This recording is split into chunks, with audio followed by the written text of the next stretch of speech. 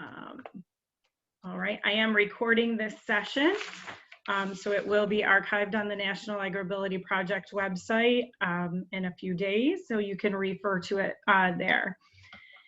We are doing closed captioning, and I will put this in the chat also, but if you need closed captioning, you can click on the closed caption button on the bottom of your screen. And at this point, I am going to put an attachment that I also emailed everybody that was registered that Shye wanted us to share, and I will also put it in the chat. If you have any questions during the presentation, please feel free to type those in chat and I will share them with Shye. And at the end, we probably will have some time that we will let you unmute your mics and go ahead and ask questions then also. So Shye, I am going to turn it over to you. Thank you, Tess. Hi, everybody. I am going to do the technical bits of getting my screen share going. So hang tight for just a second while I make sure I'm doing that as correctly as I can, I hope. Let's see. How does that look? Looks good. Now I just have to move all y'all so that I can see my notes. And then I think we're ready to go. Hi, everyone. My name is Shye Louis. So I am the Director for Clinical Best Practices at the National Suicide Prevention Lifeline. And a little bit about me. So once upon a time, I worked with Joe, Beth, and Tess, and also grew up in dairy country in northern New York. So thinking about mental health and issues that relate to folks in the agricultural community is really important to me. And I'm super excited and glad to be here today. I wanted to offer, when we talked about the focus of this regional workshop being on mental health, I wanted to offer a piece that we talk about sometimes on self-care. So with the idea that it could be of support to anybody who is in attendance in their direct attempts to look at self-care in their own personal lives, but also that it may be applicable to those of you who are working with folks in the agricultural community about how we can do some very practical things to manage the typical challenges that folks report when they're talking about self-care. Self-care can be a bit of a loaded term, and we're going to dig into that in just a second. But before I really get going, I wanted to issue our mandatory disclaimer from our funder.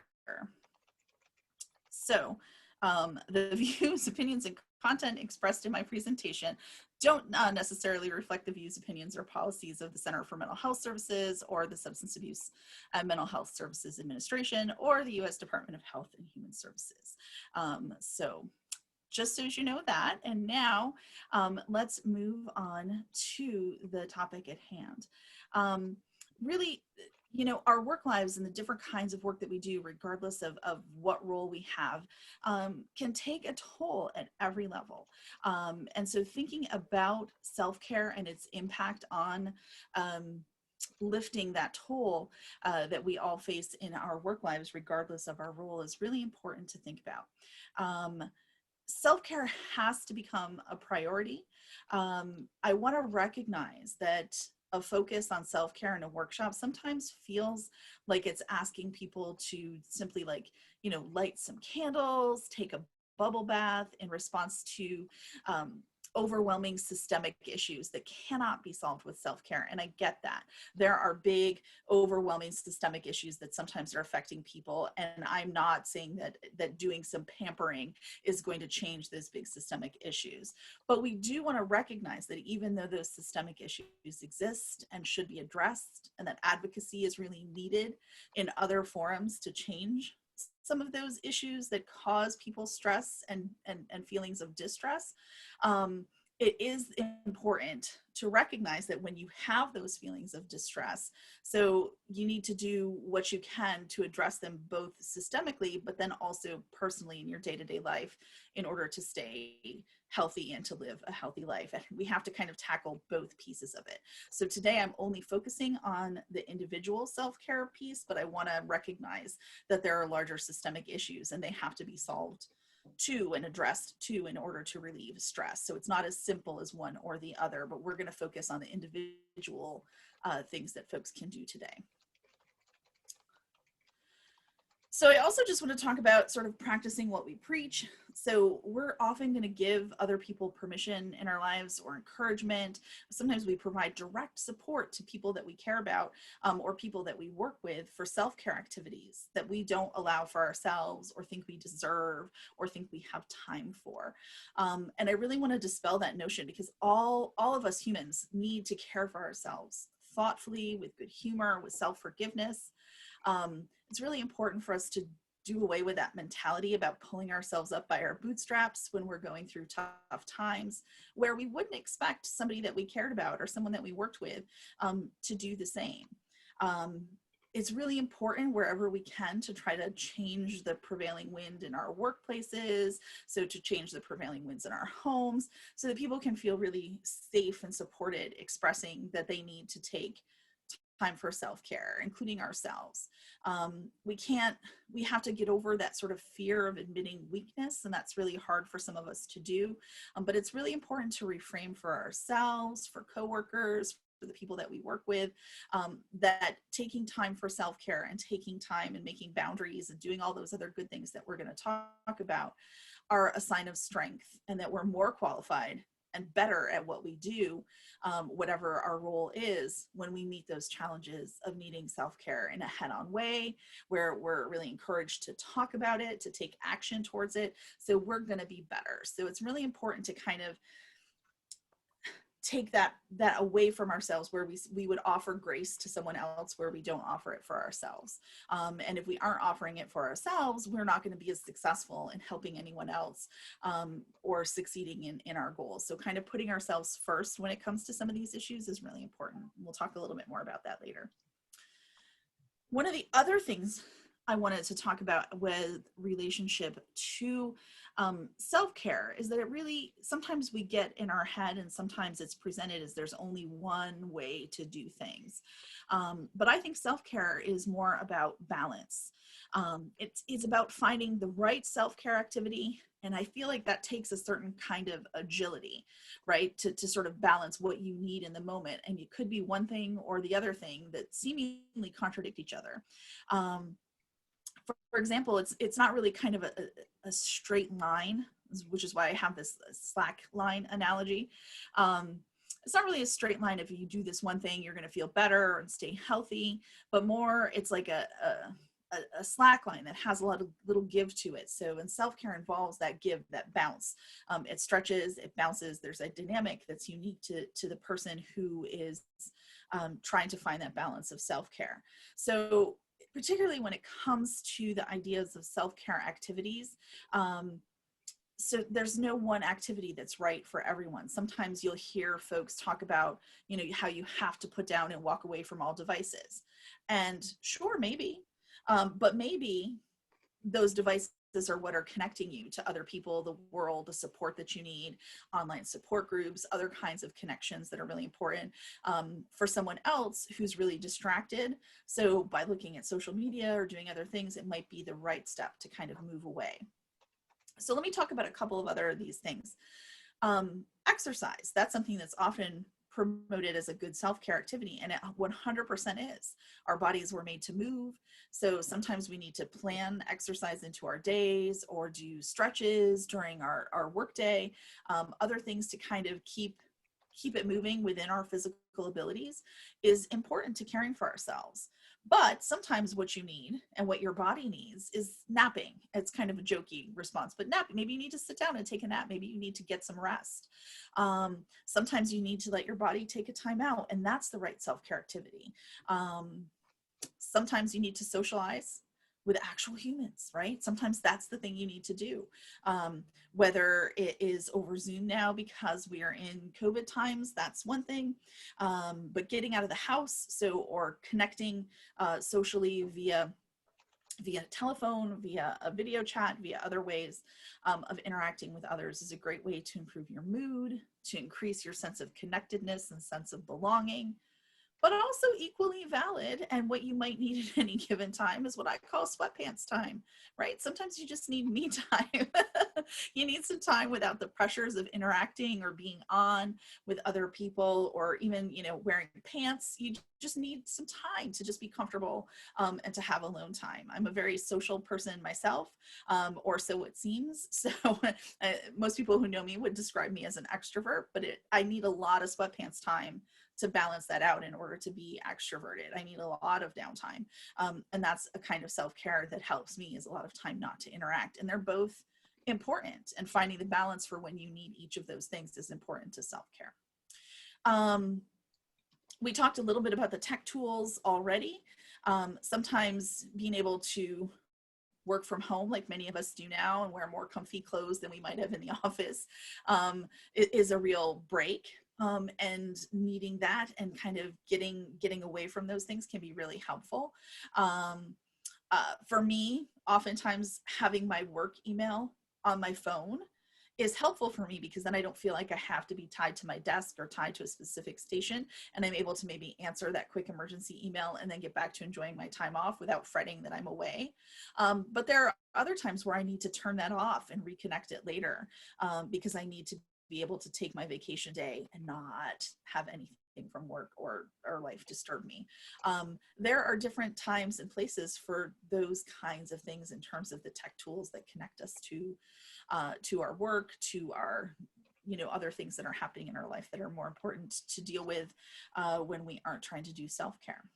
And then again, with social media, we talked about that. So, but connecting to people, sometimes people that you've never met who have similar interests or concerns, is a huge value for a lot of folks, right? That's something that we can get something out of, is being able to take ourselves, who might be in a one person who does the kind of thing we have, or have the kind of interest we have, or have the kind of issue we have in a rural area, and being able to connect with people across the country is so important.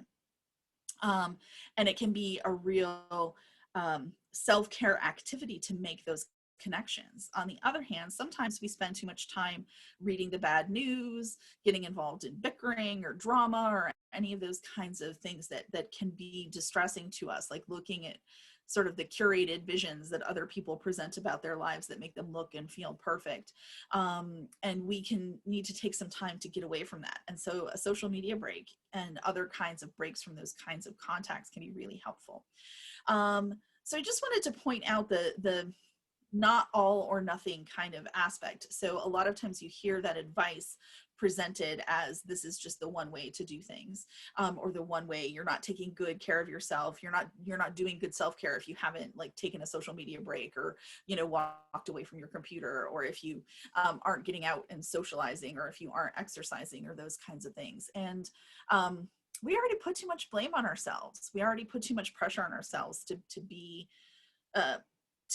to be perfect, or to feel like we're not doing things the right way. And that not feeling like you're doing things the right way can be a real detriment to actually engaging in some of these activities that will actually help you with your stress and distress when you're struggling. So get rid of the notion that the way that somebody says you have to do things is the right way. There's lots of different right ways to do things, and they're all very specific to your situation, all very specific to your feelings, very specific to your needs, and what you need at one time might not be what you need at another time. So just keep that in mind as we go through some of the other pieces of our conversation today. So how does a busy and overworked person make a proactive plan for self-care? How do we fit that into our day?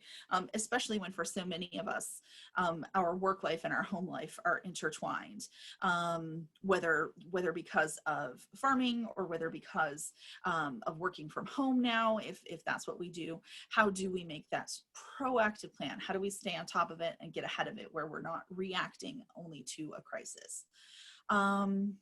One of the ways that you can do it is through a self-assessment. So, and get a sense of where you're at, what you need. I am recommending today, and have attached in your documents, the University of Buffalo's SelfCare Assessment. It's a self-care assessment that was created for social workers.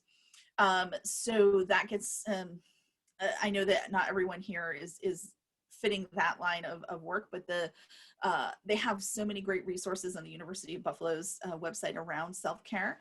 And I think this is a good one. This is a survey that's based on research, and most every self-care assessment that's out there is based on this same research from Sackbean, Perlman, and the staff of the TSI or CAAP, which I forget what that all stands for. But most self-care surveys that you're going to see out there are based on the same work.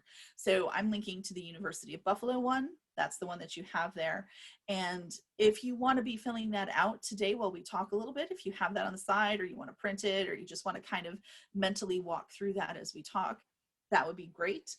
There's a few areas here that I've highlighted that the survey goes through. It talks about a self-assessment in terms of where you're at with physical needs, psychological needs, your emotional needs, your spiritual needs, relationship, and workplace. It kind of walks through all of these different areas and lets you sort of check off what is it that you're doing with relationship to self-care in each of those areas. And are you making space for some of the things that are important to you and that might give you a sense of what you need to focus on first? So feel free to work through that. And then one of the things that you need to do is sort of planning around those barriers, because you might know exactly what you wish you were making time for. You might not need to take this survey. You might already know what's missing or what you need to work on. But what I find most often when I talk to folks about self-care, and when I frankly am looking hard at my own self-care or lack thereof at any given point in time, is I talk about the fact that there's no time. And people talk to me about the fact that there's no time. They're too busy. They don't have the room to fit it in. It's a struggle. You have all these pressing needs that your brain is trying to tell you are more important. You're not listening to your body. You're not listening to those other things. You're saying, I have these things that I have to get done, and they're more important than me time. They're more important than me recharging my batteries. And your brain will constantly try to tell you this. So one of the things that I did when creating this little workshop is look for resources that would help me to understand how I could create and make more time for this, how I could value and really create a priority and be realistic, super realistic about self-care. And so I wanted to share what I learned with you today. So this is a great quote that I thought was really important for myself and that I wanted to share with y'all. I have come to believe that caring for myself is not self-indulgent. Caring for myself is an act of survival. And it truly, truly is an act of survival. An act of self-care is an act of survival, to take care of yourself and your own needs so that you can continue to do those other things that your brain is telling you are super important and that you feel like you need to get done and need to place a priority on. So with this in mind, so I wanted to share some very specific suggestions, but I need to give credit first. I actually was inspired by an article called The 5-Step Guide to Self-Care for Busy People that was originally posted on the Life Hack website. The author was Hannah Brain, so give credit to Hannah, whoever she is, because her article really inspired me to think through some of these things and put this larger presentation together. Let's look at some of the 5 points and then talk about them in more detail. So thing number 1, start with your own needs first. Self-care is conventionally portrayed as pampering yourself. But what it really is about is meeting your human needs. Maybe your first need is a need for relaxation. Maybe you have a need for quiet. Maybe you have a need for connection, a need for stability. Lots of other things could be your primary need. And that's where that self-care assessment that we put out there for you guys can come in if you're not sure what it is that you need. As you're thinking about what kinds of self-care related activities you might want to undertake, think to yourself, don't just pick a random activity that's been labeled as a self-care activity, but rather pick an activity that meets the needs that I want that I am having the greatest need for right now. Like, what is my most identified need? You could probably identify 10 or 12 different things that you might want to work on, but what's the thing that's really impacting your ability to feel stable, connected, whatever it is. So think about, what need is it that I have in my life right now? What's giving me the most trouble? If you're thinking about that priority, it'll help you to truly care for yourself, not only on that very fundamental level, but it'll make your self-care more efficient. Instead of engaging in a random self-care activity in an attempt to feel better, you're going to pinpoint exactly what it is that you need right now and go straight to meeting that need. So think about that. Think about what you need to start with first. What's going to make the biggest impact? What are you trying to address? Because a massage may not address some other issue that you're needing, or doing relaxation or meditation may not address the need that you have. Maybe what you really need to do is another kind of activity like exercise. Maybe you need something very physical or something else that's going to help kind of get energy out, if that's where you're feeling this pent up energy, for example. So think about what your needs are first, and then schedule it. If you don't schedule it, you probably won't do it. We talked earlier, a couple slides ago, just about that I don't have enough time. It's the most common reason that people who are struggling to engage in self-care report as their big barrier. I don't have time. And it sounds flip, and I do not mean to sound flip, but the antidote to this is to make time. It's easier said than done, or it may sound that way, but one certain way to create time for your self-care is to schedule it. Find a gap in your calendar during the week and schedule in an appointment for yourself called self-care time, and then stick to it. Block that part on your calendar. If other people view your calendar and you're afraid they're going to go railroading over it, make a different name for the meeting. That's code for you, so that folks don't do that. But find that place, find that time, write it down, put it on your plan, make sure that it's protected and that you stick to the time. Now, the other side of this is to really be realistic with your scheduling. You may not have an hour or 2 hours in your any given day to devote to self-care, and that's okay. If all you see is an odd 10-minute gap, use it. Start with 10 minutes. And depending on what your current needs are, that self-care activity that you choose could simply involve closing your eyes and breathing deeply for a few minutes to relax. It can be simple, but start to incorporate it in, and you'll find that you feel more centered and ready to approach the other difficult tasks that you have to do. Third big tip, prioritize. When you prioritize, the important stuff can get done, right? So while we're on the subject of time, we have to talk about priorities. When we're feeling like we don't have time to do something important, it's either because we're not making time or because our priorities are out of alignment with what we actually need. Everything that we do with our time is a choice, and it might feel like we have to do certain things, but in reality, we do have control over how we spend our time. And we do have control over making time. Again, it doesn't have to be huge chunks, but we can fit self-care into our schedules, no matter how busy we are, by deciding it's a priority. Maybe that means making it something that you do first thing in the morning or the last thing before you go to bed. Maybe it means giving up TV or social media time. Maybe, and here's the challenging part, maybe it means saying no to certain commitments or potentially displeasing others. And that's something that a lot of us struggle with. And it is a risk and a challenge for ourselves to potentially say no or displease other people who have expectations of us, particularly if we spend a lot of time nurturing that level of expectation in the people that we care about, that we're going to drop everything and take care of their needs or do what it is that needs to be done for them. But if we make a commitment to sometimes say no, and risk that displeasure of other folks who have different kinds of expectations about our time, you can fit self-care into your weekly routine if you prioritize. It can be a huge struggle. Let's talk about the next tip. This goes back to that idea about potentially displeasing other folks. It's really important to be assertive about setting your boundaries. This can be a challenge for the other people in your life when you deliberately start to take time for yourself and maybe say no to commitments or requests. You might start to experience some resistance from the folks around you who have that different kind of expectation. And that can be really emotionally challenging for all parties involved, for yourself and for the other people in your life who have some different expectations about you meeting their requests and saying yes to things that they ask of you. If you are not sometimes putting your preferences and needs above other people's, it's really hard to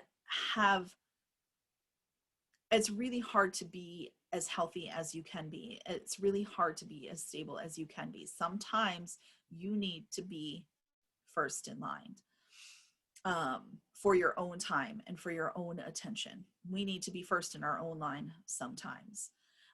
If you're faced with resistance, it's really important to continue to be assertive about your needs and boundaries. When you start to set down boundaries about what you are and aren't willing to do, it can be hard to stand your ground. Sometimes you're going to face that pushback. But it is important to remember that you can take a half an hour for yourself and the world is still going to be there when you return. And when you do return, you're going to be in a much better and healthier position to deal with the rest of the world around you. Self-care isn't a luxury. It's not selfish. It's not indulgence. It is absolutely necessary to your physical and mental health. So, tip number 5, focusing on little and often, like exercise, like meditation, like learning, and all kinds of other beneficial activities. Self-care is so much more effective when you engage with it little and often, as opposed to big chunks only rarely. So it's like weightlifting or other things where they talk about like doing many repetitions at a lower weight. That's kind of the key to self-care as well. So practicing some kind of self-care activity that takes 10 to 15 minutes a day that you do every day is far more helpful than like getting a massage. I'll stick with that sort of pampering example, but there's lots of other things to do. But then doing that only once a month. So like when I talked a couple of slides ago just about doing a simple deep breathing exercise, there are other quick self-care practices like meditation, short yoga routines, journaling, just doing some kind of movement around the room, to listening to music, leaving uplifting quotes around your house or office or wherever it is that your workspace is for when you most need to see them.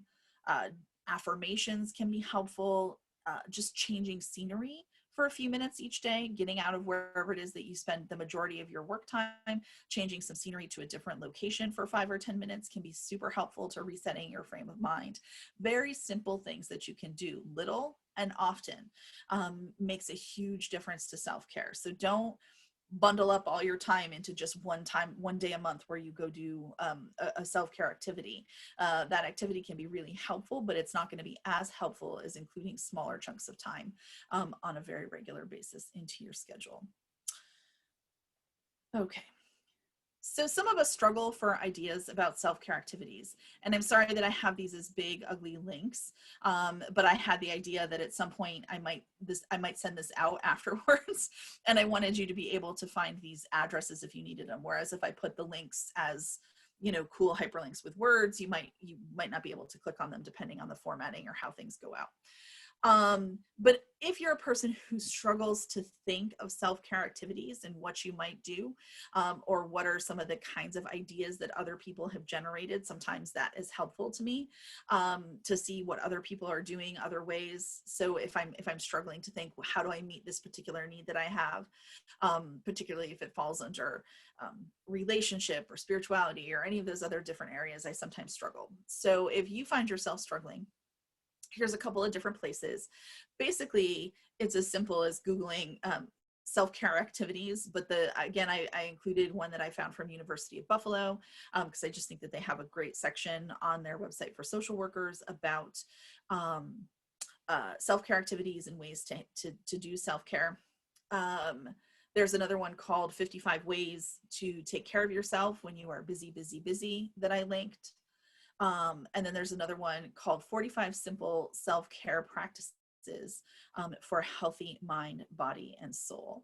And when we move into the conversation portion of our session today, I'll actually try to link those into the chat of the Zoom meeting so that you could get them and link to those. But those are just a few ideas. There's lots of other things out there. The last thing on the list is a hashtag. And I've noticed that it's not as used as it was back in the day, but if you search the hashtag on social media, particularly on Instagram, but it's on other social media platforms as well.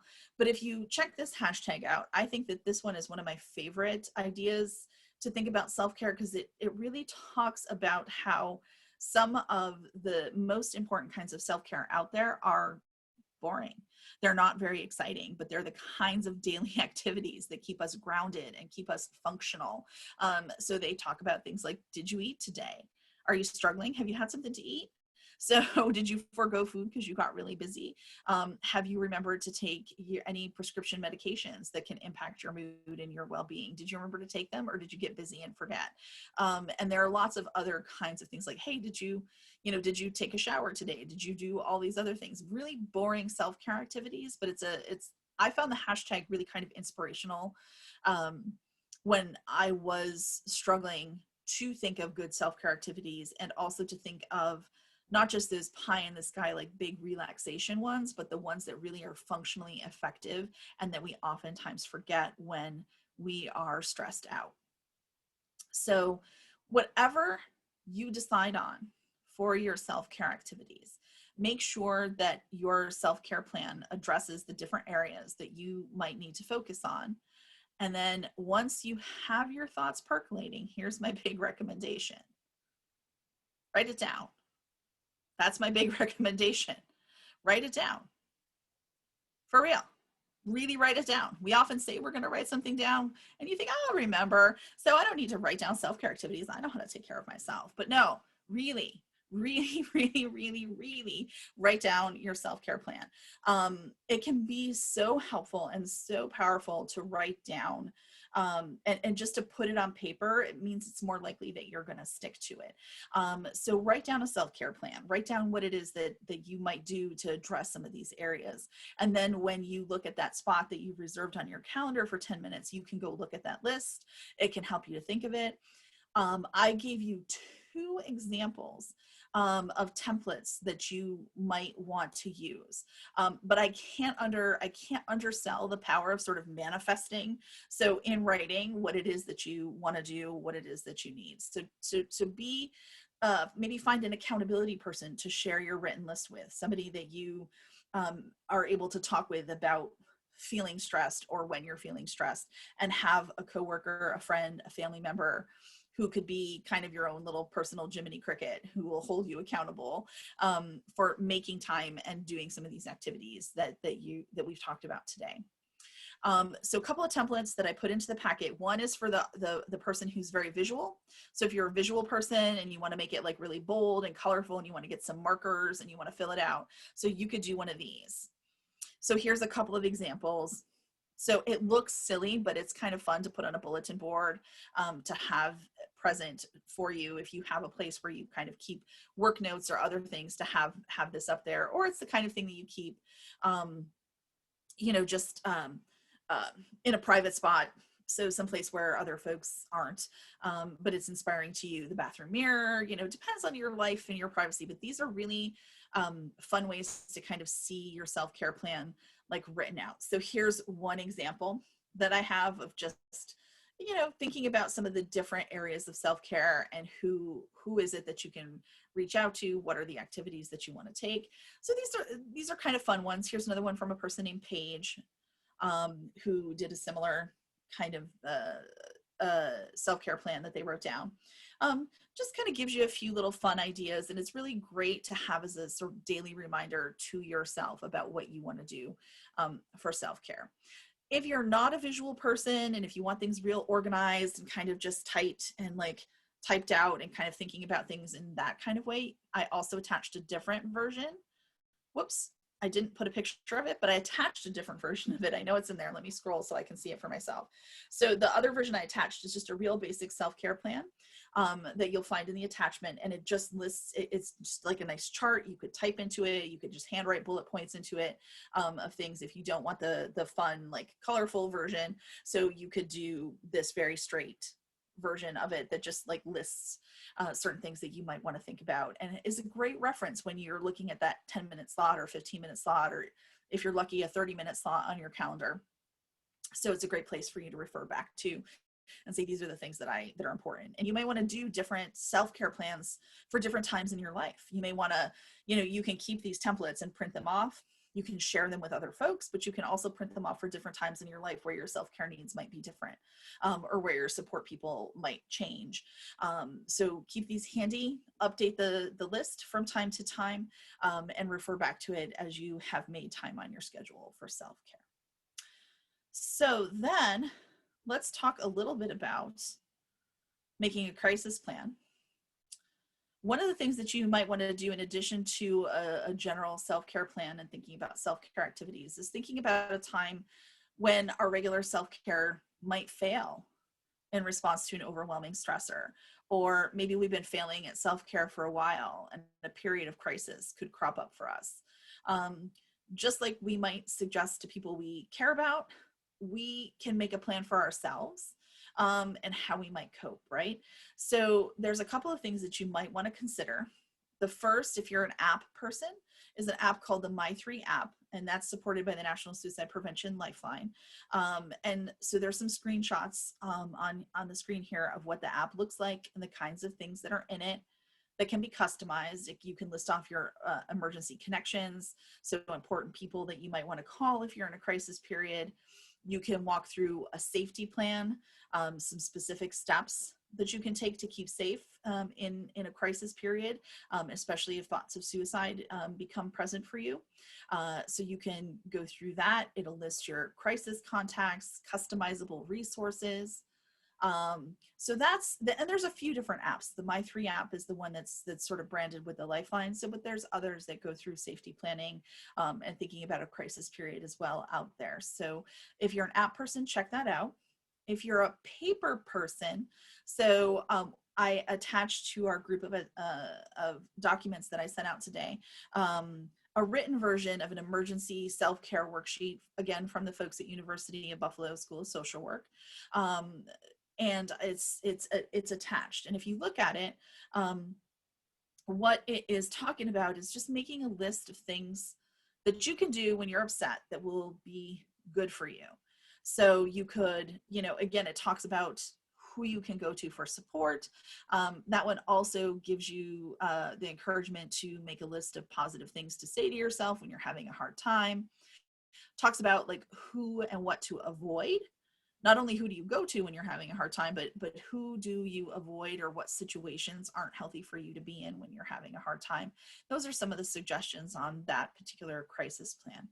So I wanted to put that out there because the difference between feeling stressed out and being in crisis is sometimes razor thin.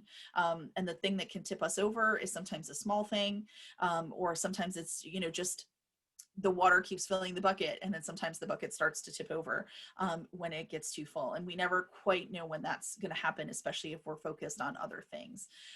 So any of us could fall into a period of crisis at any given time. It's good to do advanced preparation and to have a resource like this in your back pocket, again, for those times when stress could spill over into a crisis. Speaking of which, the last point that I want to get to today, before we open up and just chat, is sometimes, one of the things that we might need to find ourselves doing is helping someone else. We're working on our own stress, we're working on managing distress and taking care of ourselves, but we may find ourselves in a position where someone we care about or someone that we're working with is also struggling. So I wanted to give you guys just a couple of our top 5 steps to help somebody else who might be at risk of suicide. So I would be remiss in doing that as a representative of the National Suicide Prevention Lifeline if I didn't bring that to the table here. And I wanted to talk, there's really just 5 simple things that anyone can do. You don't have to be a mental health professional. You don't have to have special training. Anybody can do these 5 things. And if you want to learn more, you can find it at our Be the One To website, which is, I just put one of our graphics up here for you. If you go to BeTheOne2.com, you can read a little bit more about these specific things that you can do to help keep someone safe who might be struggling and might be having thoughts of suicide.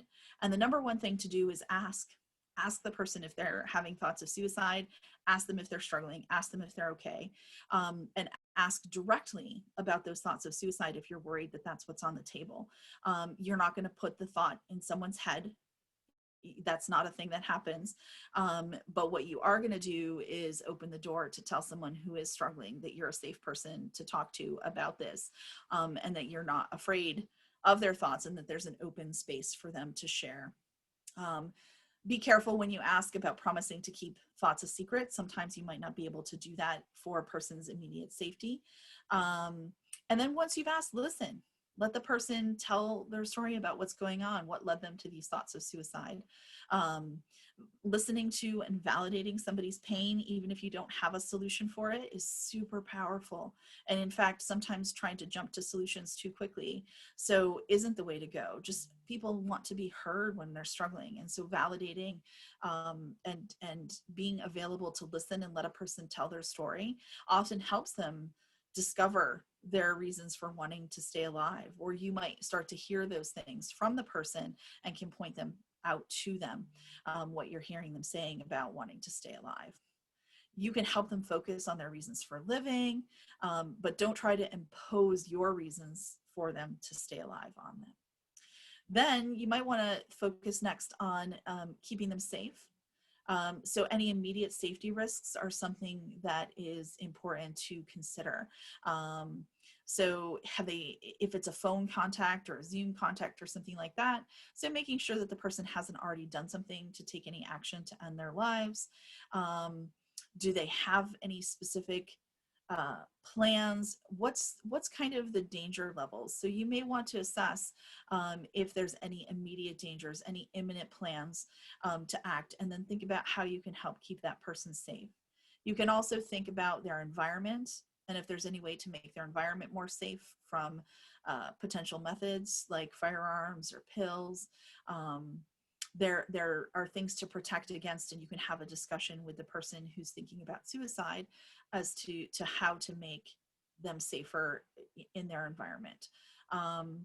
If you're not sure, you can also contact the Lifeline. So together, it doesn't have to be just you can contact that person together and sort of talk through ways to keep a person safe if you feel like there's some more immediate risk or that their ongoing environment isn't safe for them. Then really focus on being there. That's the next step, right? So it could mean being physically present for someone, but it could also just mean, regularly contacting them on the phone when you can. Other ways that you can show support. So outside of a one-time conversation, there is a bit of a commitment as if you engage with somebody. So continue to try to be there in the capacity that you're able, or make sure to connect them, which we'll talk about next, to someone who can continue to be there for them.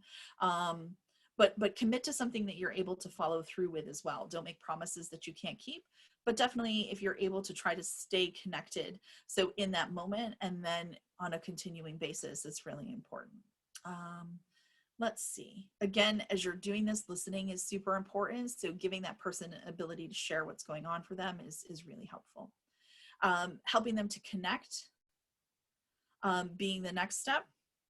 It's really important to figure out, is this something that you should pass on to somebody else? So do they need to connect with another service provider? So do they need to connect with a professional? Sometimes yes, sometimes no.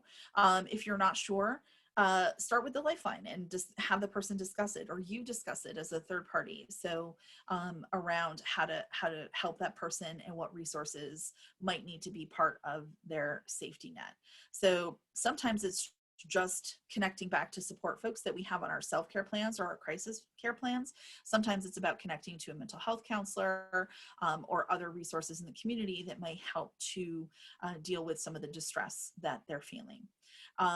So walk through some of those resources that they have. If you're not sure, start with the Lifeline.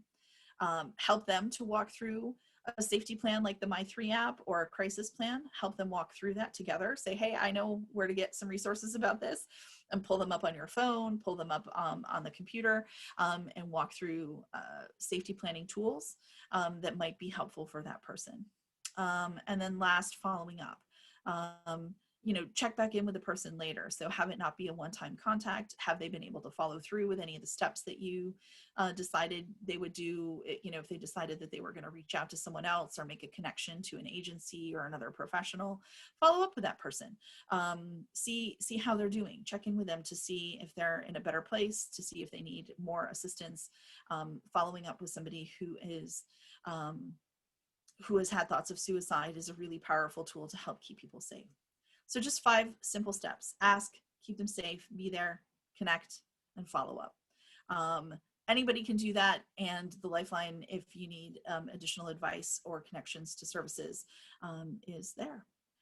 So those are all my big points, and that leaves us a few more minutes to talk. First, if you want to reach out to me or need to have contact afterwards, here's my contact information. So that's my Twitter, in case people are tweeters. So I'm mostly a professional tweeter. So I mostly put out stuff on suicide prevention content and things like that. And I'm somewhat irregular, but I do pay attention to my notifications. But if you need to reach out, so my email address is here. That's how you can find me. That's the best way. I'm not so good at phone, as many of us are not anymore, which is weird given that I'm with the Lifeline. So. But I'm not so good at managing phone messages. So definitely check back in with me via email if you need anything. And then I'm just going to close the slideshow so that I can see folks who might want to come on camera, and we have some time to chat if you have questions. Let's see, how do I end the slideshow? Oh, it's over here. There you go. Ooh, the chat was active while I was talking. So Shye, I put the links in the chat that you had up on your slides for you. Yeah, you did. Thank you. Yes, you're very welcome. And I do not see any questions in the chat. But if anybody has any questions, feel free to type them in the chat, or you can unmute yourself and ask them verbally. So feel free. I do this presentation sometimes I hope I get asked to do it or find opportunities to do it, because it's so important for me to check back in with my self-care from time to time. And as I talk about some of these steps, it's easier for me to continue to remember to enact them. And again, just remembering that there's huge systemic things that can't be ignored. But then at that very personal level, we have to just think about our own needs and what we can do to address any signs of stress or distress that we're experiencing, so that we can be healthy, balanced, as effective as we can be in our lives. And boundaries and priorities and all of those things are important tools to keep practicing. We're always practicing towards getting better. We're never going to be perfect at this, but we need to practice towards getting better so that we can continue to do whatever it is that we need to do in our day-to-day lives, all those other priorities. Okay. Thank you for the feedback in the chat. If y'all have any other thoughts, I'm here, but otherwise I'll toss it back to you, Tess. Okay. So again, if anybody has any questions, feel free to type them, or comments, type them in the chat or unmute yourself. If not, that is the end of our presentation this morning. We will keep this open. If people want to stay on and do any type of networking, you can type in the chat where you're from if you want, and if there's people that you want to connect with, you know, you can do that. Otherwise, you can sign off, and we will be back on again at 3 with this same link. If you didn't happen to register this afternoon, you can use the same link you used for this session to jump back on at 3. So thank you, Shye. Thank you very much for very, very useful information. Thank you.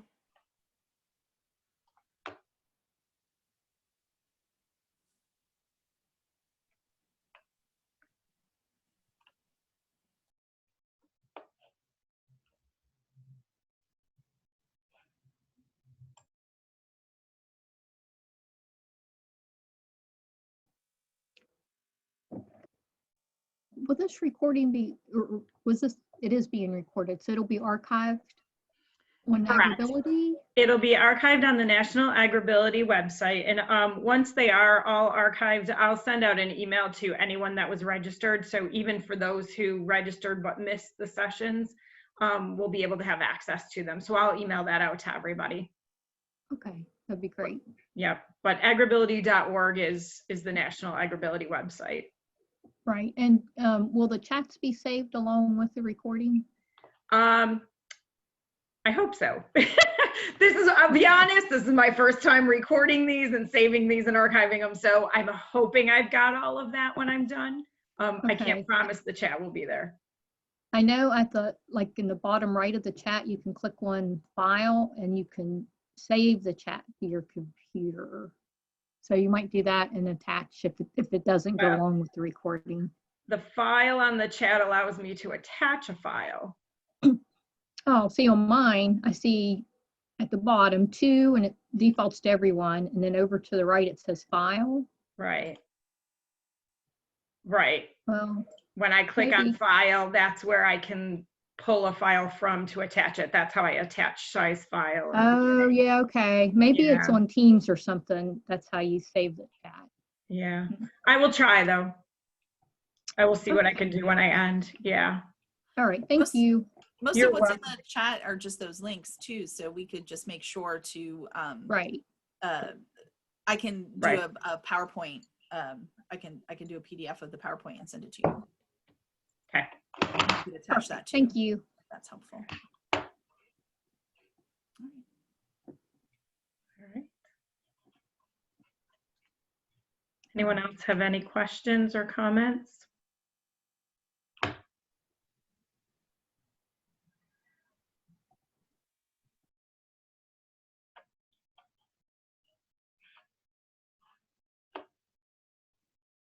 All right, I'm gonna